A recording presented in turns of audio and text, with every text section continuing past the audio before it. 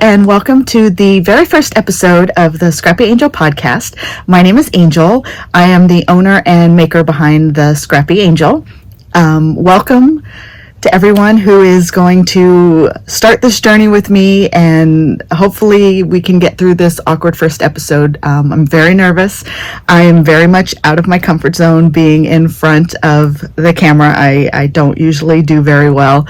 I have been on a few episodes with my friend Kim, but it's easier to talk to somebody than trying to talk straight to a camera that you don't know who's out there, and you want to make a good impression and to make those people feel welcome. So hopefully I am doing that for you. Today is September 3rd. I can't believe this year is almost over, but I am so looking forward to fall. I'm ready for the cooler weather so I can wear all the sweaters that I've been working on.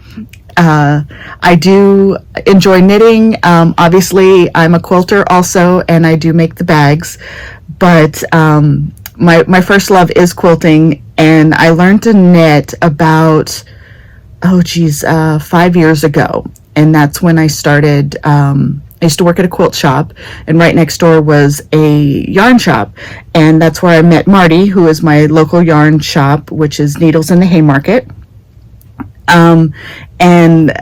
Starting that and started knitting, I started going to knit night on Thursday nights there before COVID hit. And then once COVID hit, we kind of started a Zoom knit night, which is where we are still continuing to do that to this day. It's just easier for everybody to sit around and chit chat and talk and not have to get out of their pajamas or go anywhere. Where I live, I am out in I guess the country is what you could call it. It takes 20 minutes to a half an hour to get anywhere from my house. So, going to knit night and hanging out for an hour and then driving back, it just doesn't make a lot of sense. So it's a lot easier to just get online, and it's helped grow a lot of communities, along with me starting the Scrappy Angel. Again, that was started 2020, that wonderful year that nobody wants to remember. I started it off as a quilt shop because the shop that I worked at had closed. So I wanted to be like, oh, this will be great. It was the beginning of 2020. COVID hadn't even started sort of yet. And I was like, this will be great. I can sell the fabric. I can let everybody know. I can do it online. I can do maybe a few guild meetings where I'm setting up my shop and everybody can buy fabric there. Well, then 2020 hit, COVID hit, and that just made me go in a whole different direction. I actually was thinking about closing the Scrappy Angel almost within 3 months of opening it, because I was like, you can't compete with some of the bigger companies, but it was just like, okay, now what do I do? So I pivot, and my knit girls, thanks to them prodding and poking, because I when I went to knit night, I would bring bags that I'd made, and they had been asking for them. So with their prodding, I started making bags, and then the Scrappy Angel, as I know it now, was born. So I'll go at the end of the episode. I will show you, I've got some new bags coming to the shop, some old favorites. So I will be having a shop update on September 8th. So look forward to that. But let's get into some of the projects I have been working on. I have some finished objects, a few of them that I want to show you that I did. The first one is I started the Yesteryear's sweater by Maxim Sear for the Let's Hear It for the Boys at the Needles at the Ready podcast, and I got it finished, so here it is.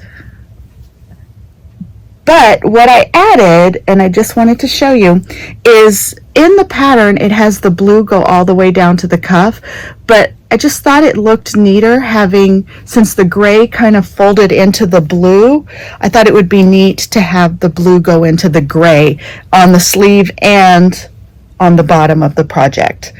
So I really love that. It's, I don't remember, I know it's blue and gray, but I believe it's Woolies was the yarn. I don't have that with me. Great podcasting. Way to start, Angel. But that's my first FO. And then I also did a Stria cardigan, or Stria cardigan. I'm not really sure which way. I have it back here because I had it on and it was a little too warm to sit and podcast. But here it is. You can see I love the way it turned out. I had picked the buttons up at Rhinebeck a couple of years ago. Actually, no, last year at Rhinebeck, and that was before I even looked at it to see if it would fit. This is made with Hue Loco. The solid color is the gray, or the background color, and then the other one, she did a mini set, 10 gram minis for the birthstones for each month. I believe it was in 2022. No, 2021. I don't remember. I'm sorry, I don't remember the year. But this is the September colorway for Sapphire. Now my birthday's in June, but blue is my favorite color, which you'll probably see. I have a lot of blue going. So I just did the stripes in that, and I had a lot left over. So, of course, being extra, I made the Stria hat to match, which is so cool, and I can't wait till winter to go, or even fall. I can walk outside with my dogs, put the hat on.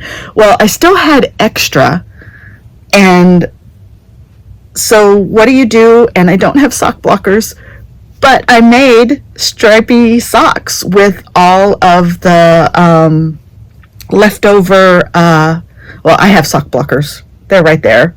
I could take them down, but they're pretty up there. So I just did the stripes in the same order as the stripes for the shirt, for the sweater and the hat. And this way I have a matching set, and I still had just a little nugget of each one left.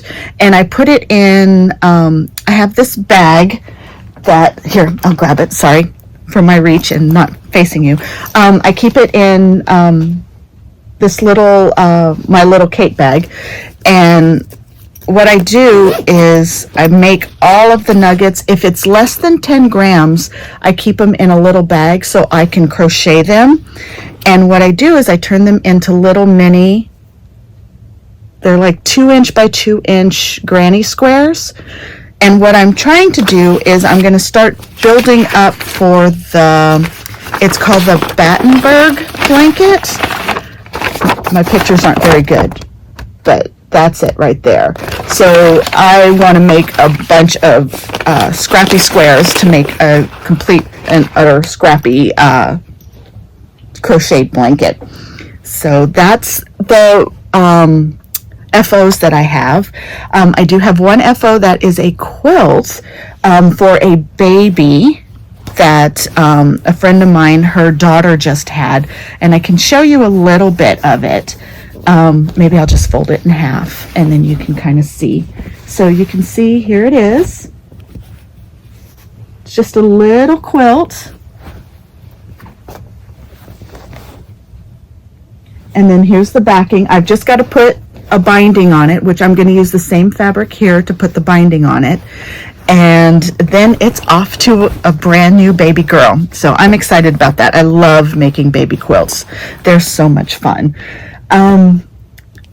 But yeah, that is FOs. So I guess what we'll work on now is, again, sorry, I'm very awkward. But I guess now I'll go into what I'm working on. Now this project I have ripped out twice, and I'm going to have to rip out again. It is the Venomous Shawl, or Cowl, I'm sorry, by Telly Bean Knits, and I love it. So I started it and I read the pattern wrong. So as soon as I find where it is, because there we go. Like I said, it's all ripped out. So I had started it, right? And then I forgot to stripe it. Well, now I ripped it out, I started it again, and now my colors are in the wrong order. I have to rip it out again and restart. So I guess third time's the charm. But I'm looking forward to having this because Halloween is my favorite holiday, and this just screams Halloween and let's go have a good time. And then, so that's that one. And then my next whip is my Twilem by Vanessa Smith. It's a cardigan, and so far, this is all I've got, which this is where the shoulders are. So I've got to pick up these and then start knitting for the cable collar is where I'm at. And I'm using Woolies in navy.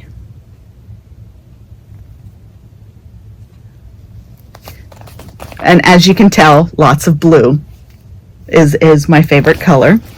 So there's that one. So my next whip is my quilt. I'm making two of the same size or the same style, one for each of my daughter-in-laws for Christmas. And Holly, if you're watching, now's the time to turn your head. Do not let Mickey watch because he'll probably not be happy that I'm sending another blanket or quilt your way. The first quilt, I'll insert a picture, is in pinks and grays. That's for my daughter-in-law, Lindsay. The second one is in yellows, and it's got bees and sunflowers. Holly likes a lot of yellow and sunflowers. So those are the two whips that I'm working on for quilts. And then that is pretty much what I'm working on. Besides, I have a few projects that are off to the side that I'll put in the next podcast if I make it through this one.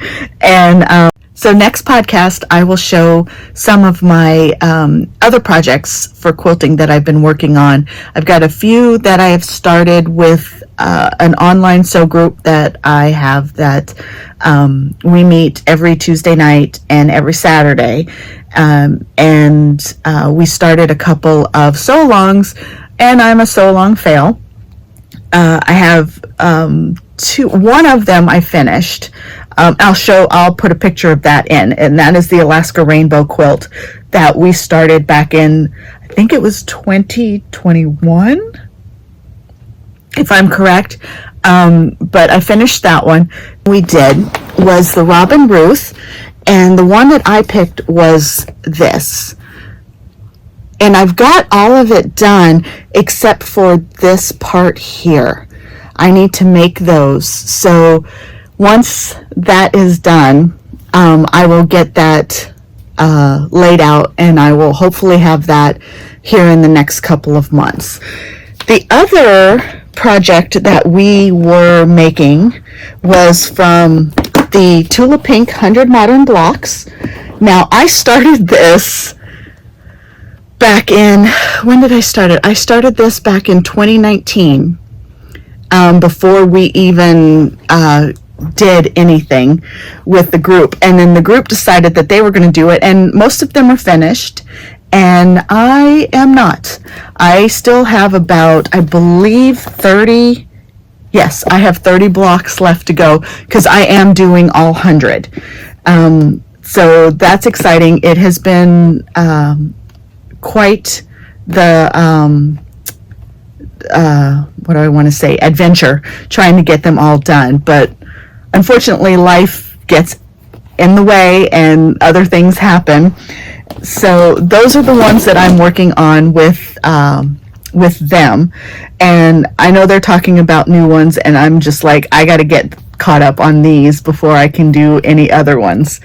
So the other thing is I am looking, there's so many projects and not enough time for everything that I want to get done. I have so many quilt projects that I have stacked up. I've got graduation presents I've got to start getting ready for, and I'll show those as I get to them.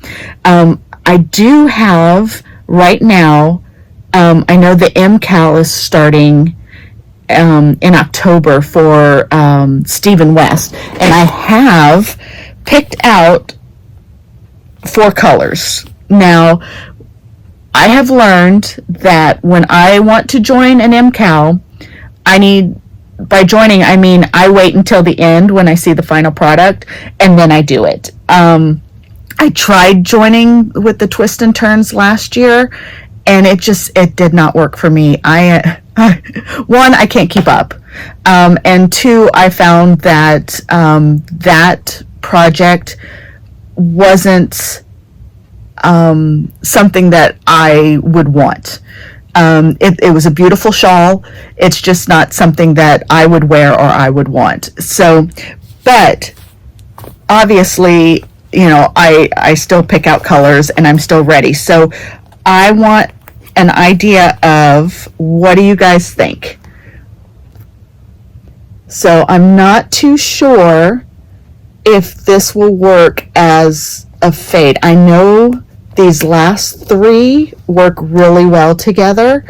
I'm just thinking of this as just like an extra pop, but obviously it's not a pop of color because it's gray, but I think it'll be good. So this one is Julie Aslin, and it's in her colorway Orion. So it is a pretty black, and that's about true to color right there.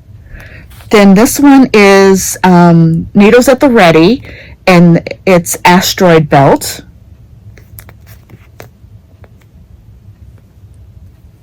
And then I've got another Julie Aslin, which is Terracotta.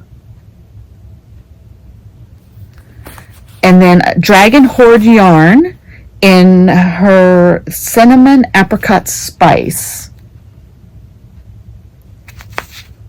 I just think because of the speckles and how pretty some of the colors are in this Asteroid Belt, but you can see how it's got, where the black would come in, and then it's got the terracotta. I mean, these 3 are just perfect.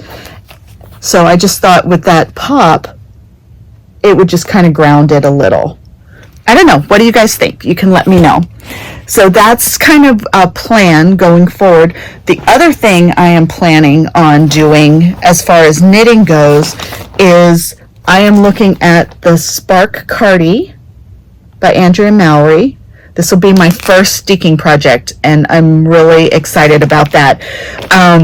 It has been on my to-do list forever. I bought originally this spin cycle for it back, let's see, my husband took me to, when Magpie first opened their new shop, which I believe was 2022, the weekend of Mother's Day, because it was Maryland Sheep and Wool weekend.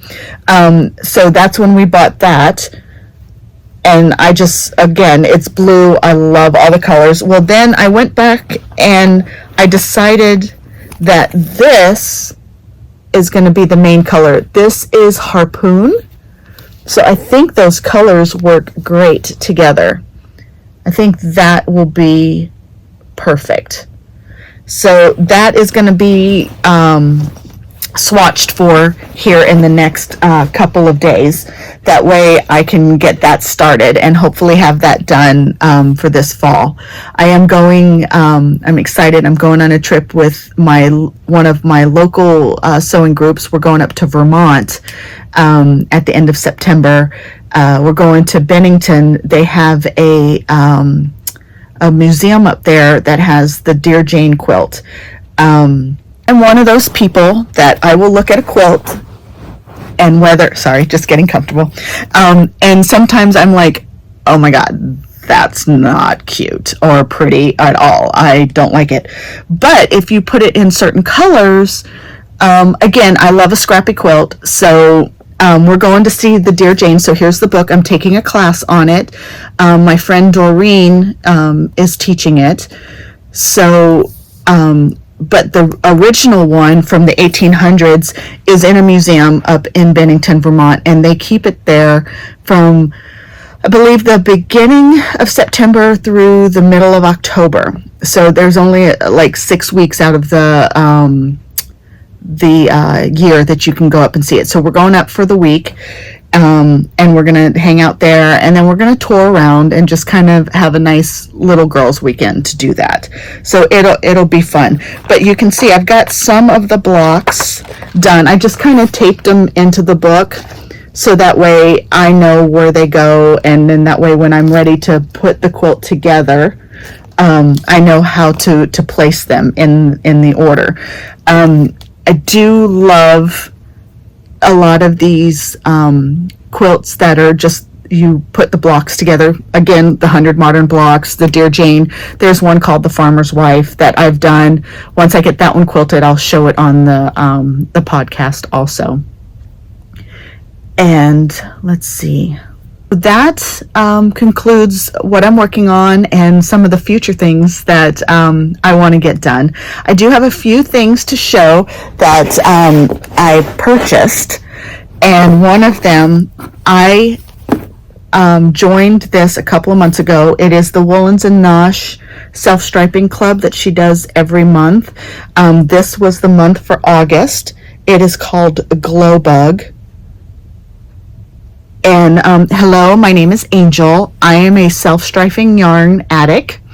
I have a lot of self-striping yarn. It's just something that when I knit socks, it's just mindless. I love watching the stripes come together. I love how it looks at the end. It's something that is where, if I need something calming to work on, that's what I do. I make my sweaters, I do my shawls, but when it comes to the socks, I just like simple knitting in the round, and then I'm done. And then I have this beautiful pair of socks. But yeah, Glow Bug. I love Woolens and Nosh. I have several of her skeins. I love the feel of them. I love the smell of them. They're very nice, and they're very squishy, especially in socks.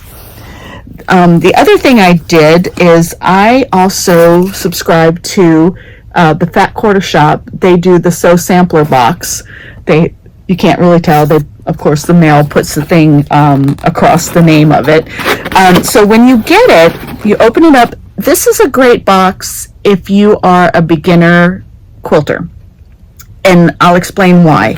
So you get the box, and it comes like this.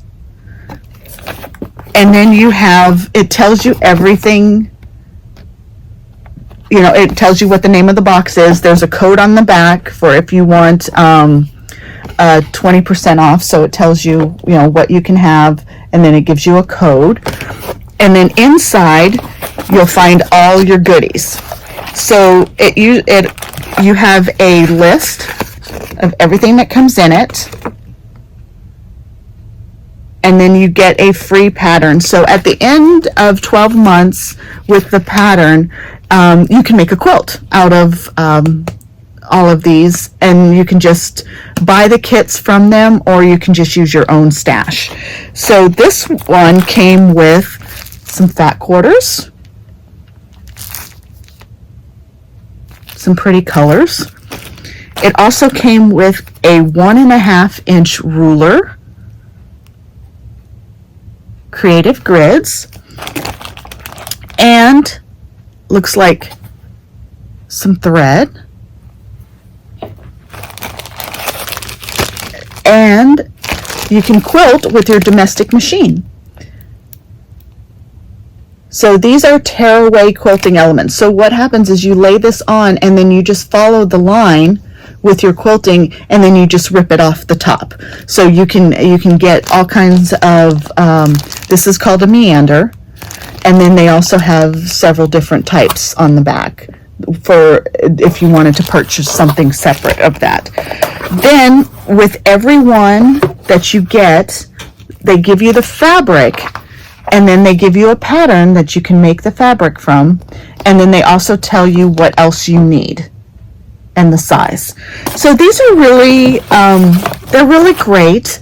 This way, you know, you have almost everything you need. It gives you all the instructions, and you can make a quilt, especially if you're a beginner. It helps because the patterns are usually pretty simple, and very straightforward. And then it even tells you, you know, what sizes, what you're cutting, anything extra you need, like if you need backing, binding, background fabric, any of that. So that's the two things that I get each month. I haven't made any purchases in the last couple of months, just because I'm kind of saving up for some big sales that come up usually towards the end of the year. Okay, now on to shop update. So like I said, there's going to be a shop update September 8th at 7 p.m. Eastern Standard Time. And I've got some old favorites coming in from for Halloween, fall, and then I've got some new fabrics that I'll show you guys here in a second. I'll let you know there is a revamp on the errand bag. So what you will see is you will see the original errand bag. This is one of the fabrics that'll come in it. It's got the leather bottom, it's got foam inside. When you open it up, it's wireframe. You've got the two pockets. That is the errand bag. Now, the new errand bag and a new fabric is here. And you can see, let me zip up this one, that the new errand bag is a lot bigger. So you'll be able to fit a lot more in. Now, what I found, oddly enough, when I was moving all of this down, is I had a lot of bags that were cut out and ready to go. So I made most of them, and they will be in the shop, which is why you will see that the errand bag is a little smaller with the ones that I had previously cut out, and then the new fabrics will be the larger size. And this is about 3 inches taller than this one. So you'll be able to kind of get a feel, if I can put them side by side, of how much bigger. But the gnomes are the new fabric that's going to be in the shop, along with, sorry, as I reach down to pick everything up, this is our new fall fabric. And this is the Lorelei bag. It has the handles, and it's a wireframe bag also.